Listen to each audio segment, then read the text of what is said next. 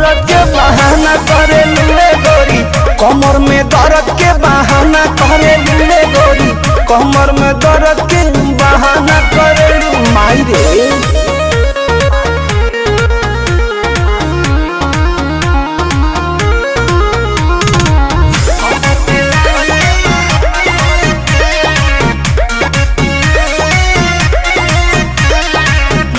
दुपहरिया में धरिया कवरिया में भागेलू कूद के ना आवेलू पजरिया में, भागेलू कूद के ना आवेलू पजरिया में।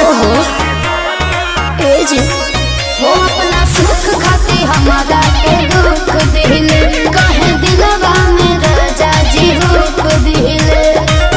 आज के नहीं खेतुरो जाना करलू, आज के नहीं खेतुरो जाना करलू, मांगिले मांगिले मांगिले जब जब माना करलू, कमर में दर्द के बहाना करलू रे गोरी, कमर में दर्द के बहाना करलू रे गोरी, कमर में दर्द के बहाना करलू।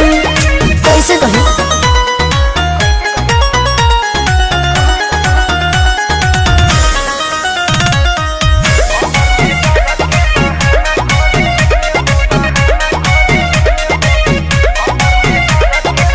बारू तू कमाल के रखेलू संभाल के, कहे छछनावा तारू निकी निहाल के, कहे छछनावा तारू निकी निहाल के।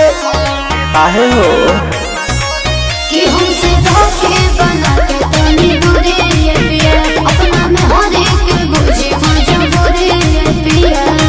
प्रमोद प्रियांशु के ना खाना देवेलू, प्रमोद प्रियांशु के ना खाना देवेलू, मांगिले मांगिले मांगिले जब जब माना करेलू, कमर में दर्द के बहाना करेलू रे गोरी, कमर में दर्द के बहाना करेलू रे गोरी, कमर में दर्द के बहाना करेलू। ट्रस्ट में जान। अरे आओ ना।